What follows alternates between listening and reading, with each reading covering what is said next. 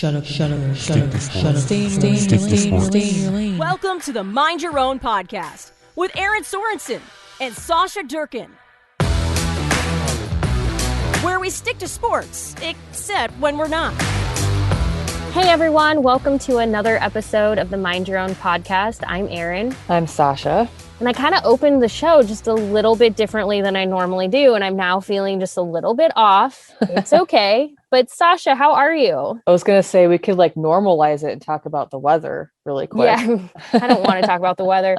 I had a portion of Omaha where we live, at least Sasha and I, there was a rain cloud literally sitting over my house for 2 hours. Yeah. And other people in Omaha are like, yeah, it's not raining here. And it just was downpour for 2 hours. So the lesson is, if you need rain, just go out and water, because then then automatically it's going to rain in Omaha, Nebraska. Exactly. The second you do that.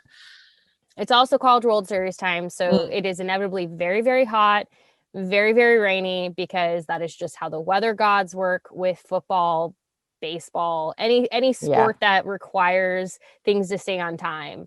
It does not. So once the College World Series ends, we will not have rain for 8 weeks. And it'll just be ridiculously hot and more humid while we wait. Well, yes. And I'm excited about this episode. We have a guest. And so we don't want to we won't make her just listen to us talk about the weather. But I do want to do one quick housekeeping note for those of you who are listening and going, hey, Aaron and Sasha, I thought that you were going to talk about name, image, and likeness.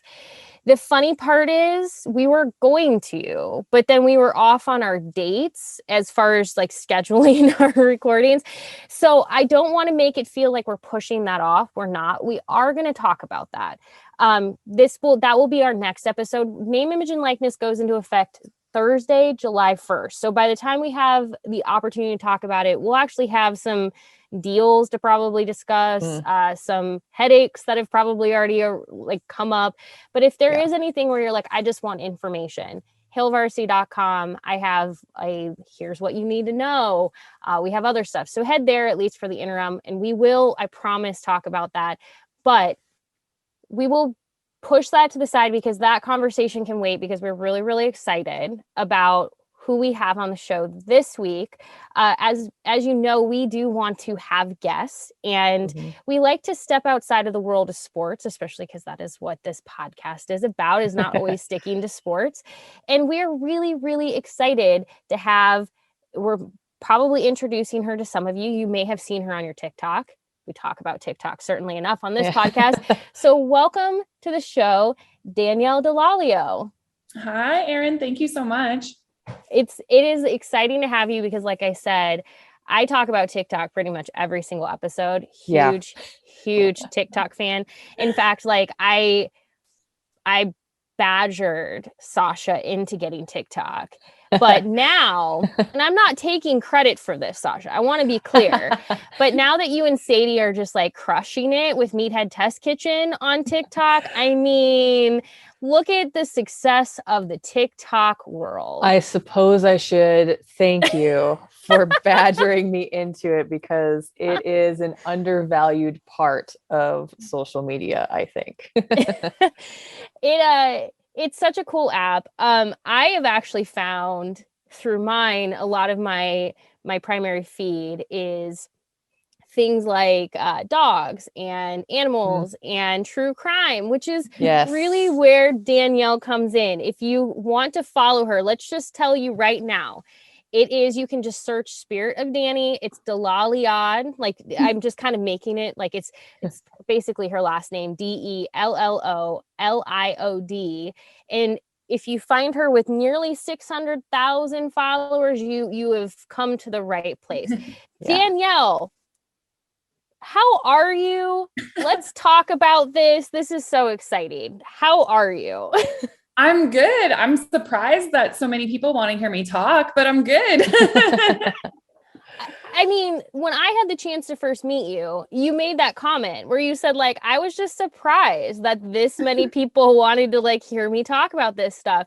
So let's talk about it. I want to know more about you. What started this for you? What prompted you to start a TikTok, and how did you go down the path of, as you say in your bio, true crime and justice for Johnny Depp.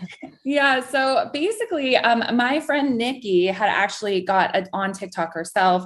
And I actually joined TikTok to support her because she had gone viral in several video series of her making a cheap animatronic ripoff of Spirit of Halloween, like, the store that like pops up and all those Toys R Us has empty lots and stuff like that every year. So Sam is like this like character from one of these Halloween movies, and she was going to make like a rip-off one for her boyfriend because they love to purchase like cheap stuff, right? And she was like, I'm not buying that $200 cheap animatronic just for it to break, um, I got on just to join and like support her, and then I started making videos just for memories. Like it wasn't anything, it was just like another Facebook or Instagram to me. And Right. then all of a sudden, one night I started talking about, like during quarantine, I went down the rabbit hole of reading the court documents of the Johnny Depp Amber Heard case. And I got down the rabbit hole of talking about that with a glass of wine in my hand, and people got interested. So it's just kind of like tumbleweeded from there, of like snowballed, I guess, of like a bunch of people watching for that. And then I got onto true crime, which is weird because that's definitely my wheelhouse. I went to school for journalism and criminology. Oh, that's awesome. So not just specifically journalism and criminology. Yeah. So it's kind of weird that it's kind of morphed into this because this was, right down my alley. How does your background in those two areas like help you dive into these stories a little deeper? It definitely helps with research, knowing where to go to get reliable sources that aren't Wikipedia, because that's definitely important. I do, but then I think it limits me too, because I make a many-part series, which I'm not sure is like great for the TikTok format, but a lot of people have followed them, so that's great. I mean, I love though that I think that's kind of, storytelling is so important. And when we talk about like even stuff on this podcast and we talk about just looking for information, those are so vital no matter what you're interested in. Like people really should do the due diligence to spend time looking for a source that, like you said, isn't Wikipedia or isn't. Now, Wikipedia definitely serves its purpose, especially when people are trolling on it. That is probably my favorite, is when somebody ends up being like the king or princess of something because they're in the news right now. But I love that you kind of found that niche. So when did you start you said that you noticed when you were talking about this, that people seem to be interested, but when did it maybe like hit you where you realized, oh, this isn't like a one-off thing. This isn't like a one video thing, but people really want to hear more. Like when did that light bulb moment happen? I would say it would have been when I talked about my first true crime case on there, because a lot of people were following for the Justice for Johnny Depp content. And there was a lot to follow up with that, especially since he was in court at the time of that, fighting a defamation lawsuit against the Sun and kind of technically Amber Heard, but not really. That's going to come up later. But there was like a lot of current stuff going on with that. But then I saw a video of this girl saying, what is a true crime that happened in your area that you think like the world should know about? And I was like, Maddie Clifton. That crime case makes me angry. That was the case that made me want to get into criminology and journalism. That's the case that formed me as a child. So I just did like a minute rant on it. And I was like, let me know if you want like a part 2. And I went to bed. And then I woke up at like 4 a.m. because I couldn't sleep, because honestly, that case upsets me so much. Anyone that lived in the Jacksonville area at that time, it was a very upsetting case. And I couldn't sleep just because of it, because I talked about it. And I woke up and there was like already like a couple million views on it. And I was like, wow. Oh my God. And so I rushed to make like a bunch of different parts to it. And then everybody was like, do the next one. And it just kind of like became almost a true crime series on my page. You experienced the moment where everyone was like, where's part 2? Yeah. You're just doing this for clout. And I was like, no, I had followers for Johnny Depp. I didn't think they'd care about a true crime case that happened to me personally, That's so funny. You kind of touched on it a little bit, like how, like why you chose to do that story, but like what about covering these like types of stories, like the true crime, like specifically sticks with you the most? There's a lot we can change like in the world. So it's definitely something that I try to do with every series that I do or every video that I do, where there's like a call to action of like, we can do something, like not just leaving you with like this horrible story of like what happened, but like there's an action we can take, whether it's mental health awareness, or if it's like actually you can donate to this, or like with the Kristen Smart case, her family runs a scholarship fund in her name. So if you want to, be a part of that, there's all these different things that you can get out of these true crime stories instead of just like morbid details, And, it's obviously, I think anyone who is, it's okay.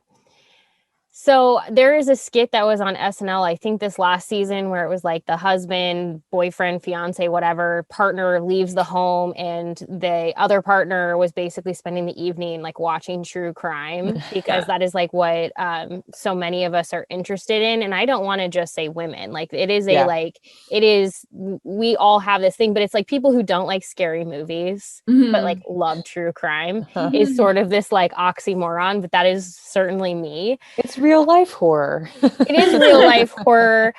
So I have to just ask, like, were you like a scary movie kind of person? Do you like the thrill of that, or has it like, I think true crime comes with like a level of history that is very different than scary movies. So I guess walk through like your interest and how you found an interest in true crime specifically as you're kind of doing this. Yeah. So I was one of those kids where I grew up like adoring Halloween. And I know that like, I have a lot of friends that like aren't into the scary stuff at all, don't want anything to do with it, but they can still sit down and enjoy a true crime documentary. Right. But I was never a Christmas kid. I was always a Halloween kid, always into the scary movies, would sneak up. So is Nightmare Before Christmas a Halloween or a Christmas movie? Oh, I think that's why I don't like Nightmare Before Christmas. And so many people get mad at me. Yeah. I just watch it consistently from Halloween to Christmas. It just like rolls. I think it's supposed to be both. And I think that's why I don't like it. But I do love Tim Burton, obviously. I mean, I'm a Johnny Depp supporter, so you have to love Tim Burton. You do. Yeah, you do. No, I mean, so you grew up like loving like Halloween and kind of loving that. But like I said, and I kind of had never even like, honestly, and this is part of why I love this podcast, is I have these light bulb moments all the time while I'm talking. It's like I hear myself say something, I'm like, oh, I mean, the history of true crime, I think, is so unique because obviously we want to learn something from it. We want to know how not to allow history to necessarily repeat itself, despite the fact that in many cases it does. Yeah. But I also think people look at it and they see it as, I cannot believe that this is real. I cannot believe that this happened. And I like that you said, like, there's ways that you can take action, because I think people feel helpless sometimes, where it's like, you can be the most prepared person in the world and things will just happen. And I guess, what have you learned maybe about yourself as you have done more deep dives into true crime, or even like a topic like Johnny Depp, like as you started to take these things on and do the research and, engage with people, what have you maybe learned about yourself through this? Yeah, well, I think even in talking about the Johnny Depp situation, I've learned that there's got to be a point and purpose to why we're discussing what we're discussing. And the Johnny Depp situation isn't just limited to the fact that, this man has lost jobs, all sorts of things based on basically a lie. But the fact that men being abused isn't taken seriously. And when a man says he's abused physically, it's almost kind of laughed off, like that couldn't happen. Amber Heard's so much smaller than you, on and on and on. How could you allow that to happen? And it's like, you would never say those sorts of things to a woman. Lately, I've gotten a lot, well, it was a toxic relationship. And I'm like, but you wouldn't have said that about a woman saying, you know what I mean? Like, this was an abusive relationship. So why are you saying it when a man is saying this was an abusive relationship? Oh, well, you were both toxic to each other. So, they both should be canceled. It doesn't make any sense to me.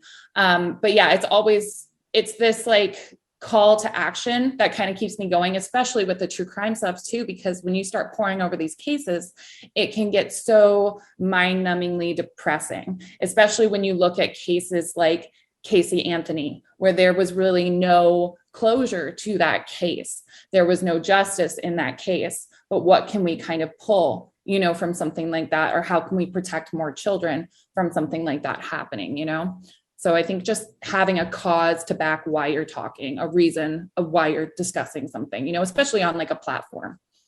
Yeah, I think that's like, you put that so incredibly well. We talk a lot on this podcast about like doing research just to like see the other side of the coin. Like maybe there's an entire other way of looking at something that you haven't thought about because you haven't experienced it. And like, I think a lot of people, specifically like when you bring up the Johnny Depp stuff, people are projecting what they think they already know because that's what they've learned their whole life. And I think that using a platform like that, especially for things like that and true crime, is like a really great way to maybe help people see or realize something that maybe they hadn't thought about before.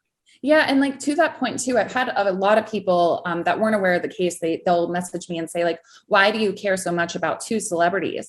And unfortunately, no matter how you look at it in North America, the celebrity system that we have, they're always going to be models for how we react in society to things. So if a man on that platform is not being taken seriously, what kind of model is that for a man that is going through it himself, that works just a normal job, has a wife and kids and is being abused in his own home? What does that say to him when he looks at that and says, well, that guy's not being taken seriously, so like, why would I even, this is ridiculous, So yeah, kind of crazy to look at it from that angle. And then also like, just to hear him talk about how he would have to go hide in his own home because she would get abusive with him. And he would be like, I'm out, I got to go. Like, I can't, I can't stay here with you hitting me, and everything. And she's like, well, you're walking away from our relationship. Like you're leaving me behind.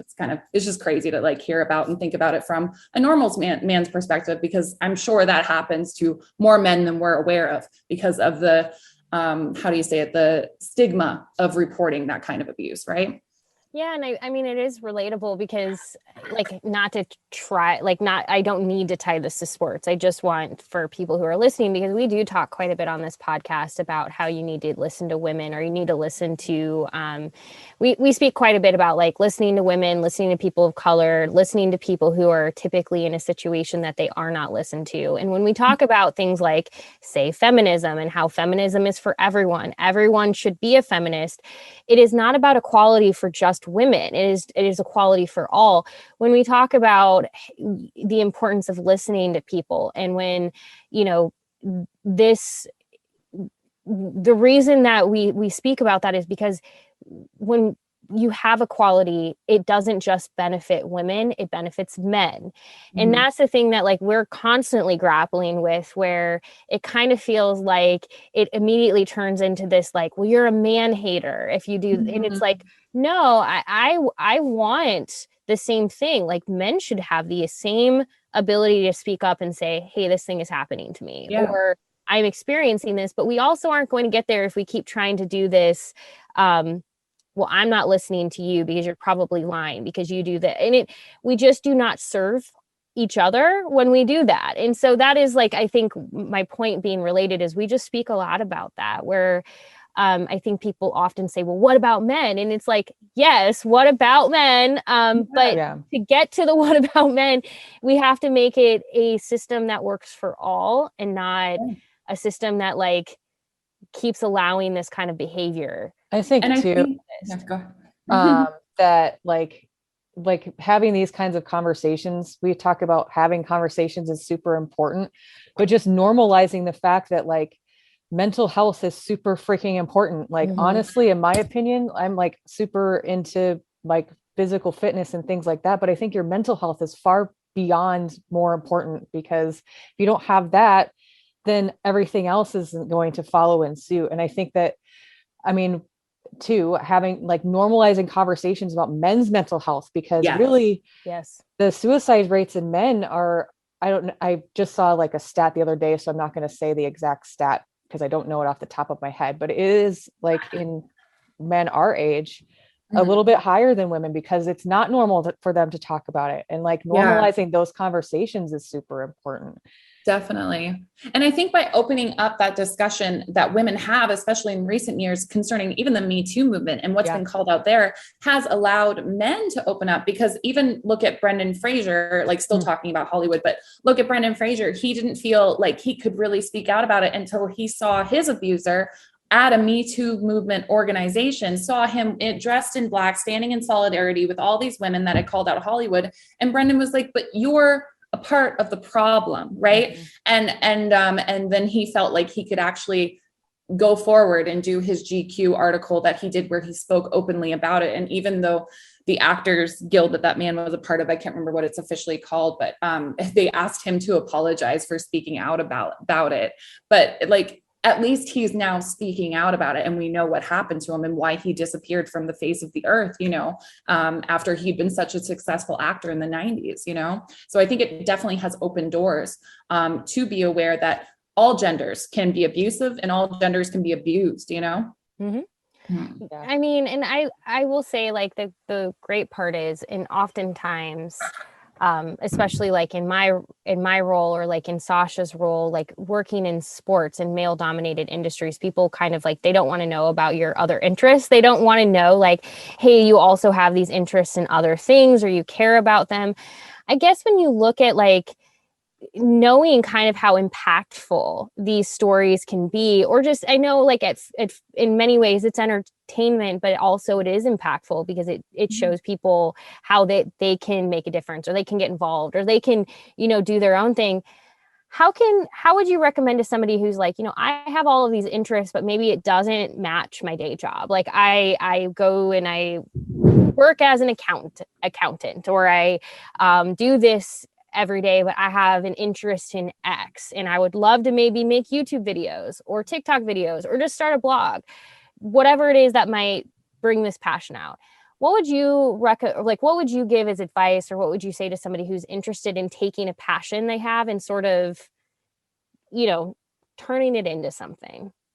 Yeah, I can only kind of speak to kind of what I did. And that was quarantine, I think, was an awakening for so many of us. And so many of us who had let our passions kind of drop. Like I was from the generation, I mean, and I'm sure you guys are too, the millennial generation of you can do, and you can be whatever you want to be. And then we found out, well, no, you really can't. And then we kind of limited ourselves too, I think, in that mindset of, returning to our 9-to-5 jobs and everything. And I think that the world is kind of having an awakening to the fact that we don't necessarily have to stay in these 9-to-5 jobs. And so I just think like finding that passion of yours, and it might not even be a passion that you ever thought you had. Like I had no idea that I cared so much about the Johnny Depp Amber Heard situation until I sat down and started looking at the court documents, but just kind of paying attention, being alive in the moment. I guess I find, like Sasha was talking about mental health, I noticed a lot that I wasn't present in my day-to-day life before this whole quarantine conundrum happened with the coronavirus. So being present every day and just kind of noticing things about yourself and knowing yourself, you'll find that passion, and then you can kind of try to pursue it, and you don't have to stick with hopefully your 9-to-5. You can branch off of it, or at least have something secondary you're passionate about.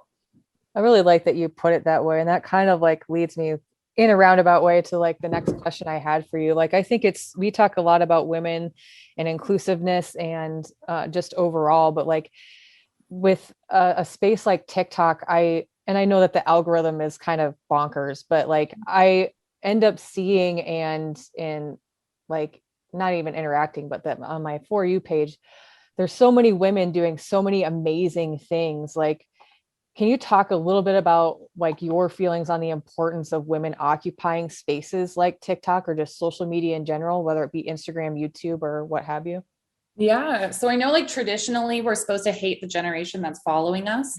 But we have a badass generation of women following the millennial generation, Gen Z. They don't put up with anything. I love it. And I love to see it on TikTok, and they call out even TikTok itself. I've noticed there's a huge thing on TikTok where the algorithm tends to shift when our creators of color, when our creators that are from minorities, when they start to create, you don't see it on your For You page as much as you see, someone like me. And it's frustrating. It's very frustrating. And so they've done things like, days where we don't post, support our other creators, and I think that is just so important. And it's so exciting to see a generation that wants to take hold and be an activist for the things that they care about, and seeing all these women on this app being able to speak out, speak their minds, and just kind of call out shit when it happens. I know I've followed like so many women just because they're in a gymnasium, they're working out over at Planet Fitness, and some creep is like taking photos of them, and they're like, sir, excuse me, this is creepy, back up. And I don't know. I love to see it. I love to see this generation that's following us, and how outspoken they are. It's really cool. It's really interesting that you said that, because this was on Instagram, but yesterday the NFL shared a video. Now I want to preface this. The NFL certainly can do more, should do more. I do not want to say that the NFL is doing everything correctly, nor have they. Like, for instance, the big thing is this video was in response to Pride Month, and people immediately were like, oh, great, you can post this, but you can't post about supporting Colin Kaepernick and Black Lives Matter. Look, I am not here to argue with anybody who points that out 110%. My point, though, with this, to go along with what Danielle was saying, is when they shared this video, I quickly shared it to my own Instagram stories, because I was like, oh, this is so great. It's basically saying like football is gay, football is lesbian, football is, and it runs through a list of words and ultimately gets to the point of football is for everyone, which again, the NFL has not been great, but like steps are still steps. And so like, I'm excited, I'm sharing this. And then I made the mistake of opening the comments. And like I said, the comments that had the concern about not supporting Black Lives Matter, not supporting Colin Kaepernick, not being active enough in those spaces, 100% have no issue with those comments. But the ones I was like immediately just, it almost is like, you just feel like you get like punched in the face, is the people who are like, no, I can't believe this. Oh, why? No, absolutely not. And like, I hate to say it, it is like the same type of person every single time. It is like an older white dude.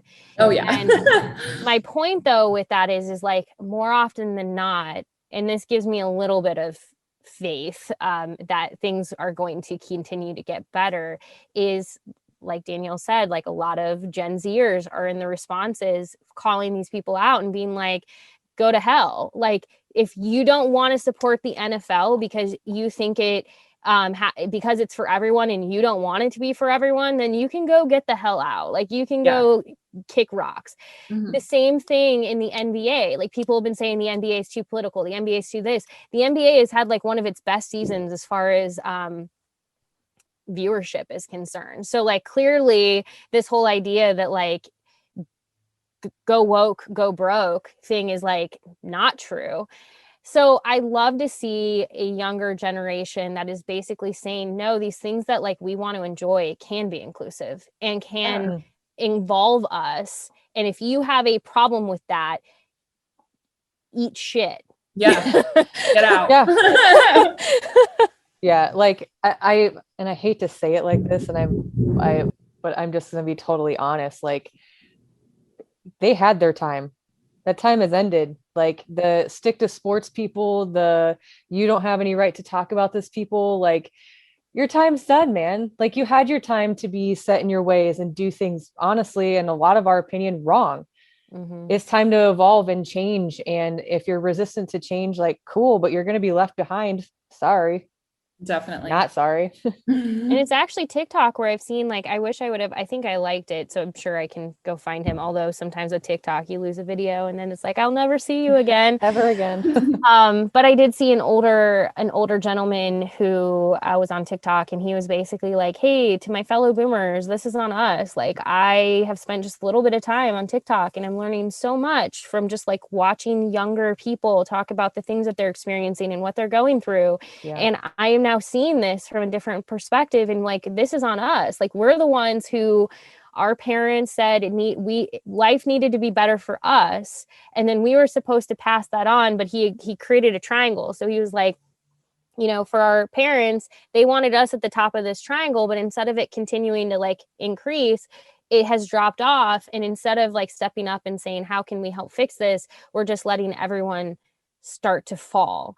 And I think that's been the beauty of TikTok for me. And I think that's what's so amazing about what you're doing, Danielle, is like, it has given people a platform to talk about and share the things that are important to them, or the things that make them happy, or the things that inspire them, and have given opportunities that I'd say like haven't always been readily available. And it is quite literally I know people roll their eyes, but TikTok, in my opinion, if it can continue on the trajectory it's on and continue to try to be more inclusive, it does need to be more inclusive.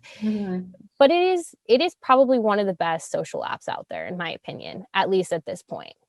And I think it's still in that phase that like we used to have with YouTube, where it's still kind of the wild, wild west. So you can speak your mind on it. You can get your point across, and you can, kind of push your own activism out there, which I think is just it's so great. And it's so great to see young creators do that, Yeah. I mean, I love it. I have to ask you, have you had any just like kind of like surreal experiences, cool experiences, anything that has happened since your TikTok has continuously blown up where you're like, whoa, this is my life. How is this possible? I've gotten to be on a couple of podcasts now. So that has been really cool, just talking about the stuff I love. And it's just really cool to think that this could be a possible next step for me, like a possible true crime, like working in my own field, what I have done, so it's really neat to kind of see it blossom like that. And hopefully it continues. But what has been really neat to me is, there's been several of like friends or people that have worked with Johnny Depp in his time frame that now like follow me on Twitter and stuff. So I'm like, hey, so that's been kind of like a weird experience. So yeah, that's been kind of the coolest part about it to me. And then I think like what's really surreal to me is my inbox is full of names, and that can be depressing at times because it's missing people. You need to look into this case. This case was really close to me. This is my mother. This is my sister. This is my brother. They're missing. So that can get heavy, but it's also like the possibilities to try to bring people home. And in fact, I even spoke with a woman just about a month ago, and I worked on her mother's case, for about a month. Her mother's been missing for 2 years now. And we were able to make a series and get it out. The TikTok algorithm wasn't on my side with the series, but hopefully it reaches some more people and we can maybe get some answers for where her mom is. So yeah. Wow. That's super powerful, man. Like, wow.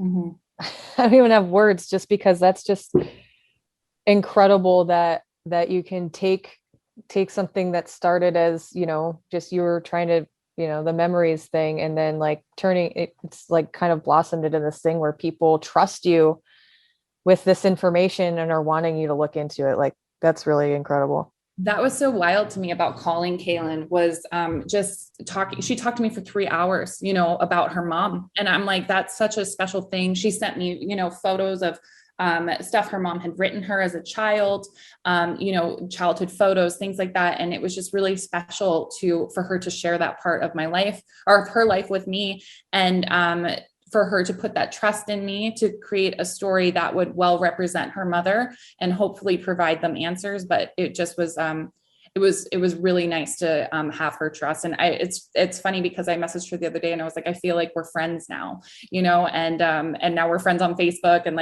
and we talk. So it's just nice, That's awesome. I think it's so cool what you are doing. And I just have to also say, like, I appreciated, for the record, your Free Britney post as well. I am like firmly, like, we could like do an entirely separate podcast just on Britney Spears and her whole situation and how she absolutely needs to be freed from this conservatorship. But I love how you bring a voice to, really, in my opinion, anyone and everyone. Like, and that's really kind of the beauty of like journalism. And that's why whenever anyone like kind of like looks at me and is like, oh, you're on TikTok again, I'm like, you don't realize what people are doing on this app. Like, people are literally changing the world. And that sounds like sometimes very like head in the sky kind of thing, but I'm like, it's true. People are quite literally changing the world. They're you're watching animals be rehabbed by people who you would have never previously had any idea what it takes to do that. You're seeing people who are going out and feeding communities and making it possible through the Creator Fund because they're getting the money that they can then go and put back into their communities. Like, you're seeing like legitimately awesome things. I've learned so much from TikTok, and like, I think what you're doing, Danielle, is just so neat. And so I love how you said, like, I hope it continues to grow. I hope it continues to grow for you. Got a pretty good feeling that we're going to be like looking back on this episode one day and being like, wow, that was so cool. You'll be like selling out like venues for like live like shows, and we'll just be like, wow, that's so cool that she was on our podcast. We knew her. We know her. We know her. I'm just going to send this podcast to everyone so they can just be like, look, we knew her when. Well, thank you. Thank you. Hopefully, I don't know, hopefully we'll be able to make a difference. That's like the main thing. So yeah. Hopefully. Mm-hmm. I love it. And if you're somebody who, like, we always encourage everyone with this podcast, if you have a TikTok and you would like to follow Danielle, again, it's the easiest way. She told me this and she was right. The easiest way to find her is just to search Spirit of Danny. I do love the Halloween pumpkin and wine in your name as well. But you can also search DELLOLIOD. We'll link it in the show notes as well, so you can go follow her and keep up with her. Because it is, if you are a true crime fan or just a fan of somebody doing awesome stuff, Danielle is definitely your person. Well, thank you so much, Erin. I appreciate it. Yeah, no, we just appreciate you joining the podcast. Thank you so much. This was a lot of fun. Yeah. It's always so, like, I always wonder, like, for our listeners, by the way, you can email us at any time at goodness gracious, I always just like miss words or say the wrong email address. Mind your own podcast at hailvarsity.com, and you can let us know what you want to hear about on this show. The thing is like we topically stick to sports, but not always. And I kind of love that because, you know, to be honest with all of you, sports gets heavy. And honestly, if you're a Nebraska fan right now, sports are feeling kind of heavy again. Real heavy. The weight of the world heavy. So Danielle, thank you for providing like the absolute best distraction right now, because I think we need it. I think everybody who's listening, get up, go walk outside, unless you're in the Pacific Northwest, to which I say like Godspeed to all of you. But drink some water, wear your seatbelt, just like do some general self-care and listen to this podcast and send it to your friends. I was going to say, don't forget to like and review and subscribe and all that, so that when our new podcast episodes do drop, they go straight to your phone. And I'm going to also just say, Mind Your Own podcast does not have its own TikTok so far. I mean, Sasha and I have our own TikTok accounts, and maybe we can like better use them for Mind Your Own. But again, follow Danielle on TikTok, but I'm also going to give a plug. Follow Meathead Test Kitchen, Sasha's other podcast on TikTok, because when Danielle is talking about like just women having, taking up space in a place like TikTok, Meathead Test Kitchen is also doing that. And the stupid part is they're also getting mansplained by people who want to tell them how they should work out, how they should do things. And like Sadie and Sasha have been like super gracious, because I'm going to tell you right now, part of the only reason I'm glad I have not gone viral on TikTok yet is because I would probably fight people. Yeah, it's been interesting. Just like those comments come in and I'm like, you want to take this one or do I got it? Because I mean, we're obviously not going to be, you know, as sweary as we normally would be. Probably actually we're more confrontational in person, but we also don't want to turn anybody off. There's not a paper trail that way. Exactly. It's been fun. Follow women creators, follow people of color on TikTok as well. Like, provide platforms to people, because it is a better space when more voices are included. So seriously, by the way, last thing I'll say, and then we will let you go, Danielle. But again, the thing with TikTok is if you don't like a video or you scroll past it too fast or something happens, you never see it again. But I did see this one video, which I wish I would have liked her, but she went undercover as a man on TikTok to see how TikTok what his like what his algorithm would look like. So if she were to sign up and put in her bio, she is a man between these ages, this is where he lives, blah blah blah, what would he be shown? It's like military, guns, beer, like, I mean, it's very stereotypical. And so underage girls. Did you underage girls? Yeah, that me on my true crime platform, I get real heated about that. Yes. But no, that's such a good point. So like, if you are like, I honestly though, because my fiance has TikTok and like his is mostly food because he has like curated a algorithm for himself now that is mostly just like people grilling hamburgers. So he's a big food person. So like, it's good. His algorithm is what he wants it to be. But I feel like when I talk with other people about TikTok, women are always like, yeah, I love TikTok. It's great, because our algorithms look very, very different. If you are a man who signs up for TikTok and you feel like your algorithm is not serving you because you're getting stuff that is just like, oh my gosh, I don't need underage women on my timeline. I don't need this like almost aggressive push of military in my face. Search out people like Danielle, search out Meathead Test Kitchen, invite other creators into your space and tell TikTok that's not what I'm looking for, because that is what they need to realize, that like, just because someone signs up and checks the mailbox for TikTok does not mean that like this is what they want. Yeah, exactly. So I have to say, I checked out Meathead Test Kitchen last night for the first time, and it has like inspired me to like start eating better and like just going out and like getting my physical health up to where my mental health is.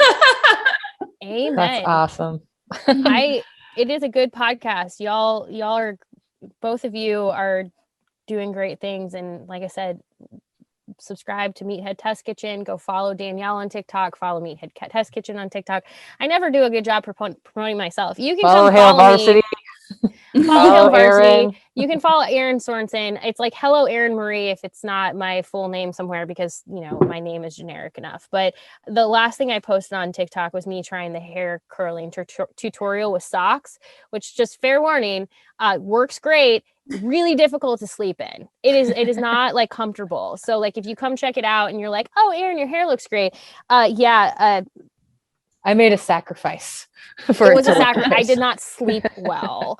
So beauty is apparently pain, and that is a pain that I am not willing to live through again. Well, Danielle, thank you so much again for joining us. We really appreciate it. For everyone listening, we'll link everything, and hopefully we can have you back on at some point. I hope so. Yeah. Thank you so much for having me. This was so much fun.